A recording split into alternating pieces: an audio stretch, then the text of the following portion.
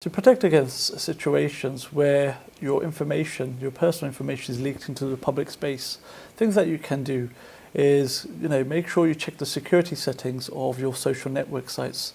For example, if you use Facebook or any other social network site like that, you nowadays have a lot of settings to control the privacy. But unfortunately, by default, these settings are not always set. So you should always check these. What you want to do is control who has access to that information. And you could do that with all the kind of support that is available from the actual network provider itself. Other techniques that may be used in order to gain information or access to a system. One common technique is what is known as shoulder surfing. This is where someone is looking over your shoulder to see what you're doing on your screen. A lot of people use their computers, their laptops on the train. So often they're accessing a public Wi-Fi which is not encrypted, so the information is sent in plain text, plain sight.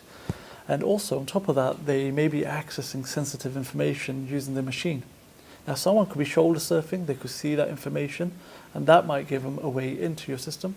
But on top of that, because you're using a public Wi-Fi that is not encrypted, they can access the information you're sending, the packets that are going across. And again, that gives them another means of attacking your system or gaining unauthorized access to your information. So is all hacking bad? Not really.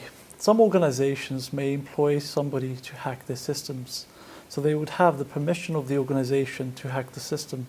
We call this ethical hacking. So the idea behind having an ethical hacker is to find weaknesses in your system so that once these weaknesses have been found, we can improve the systems.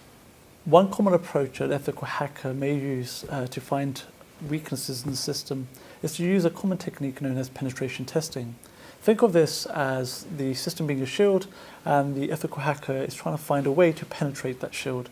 They will look for all the weak points in the system and then try to attack them until they find some way into the system.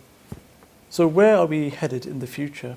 In terms of cybersecurity, the types of attacks that are being carried out are changing, and increasingly they're involving artificial intelligence.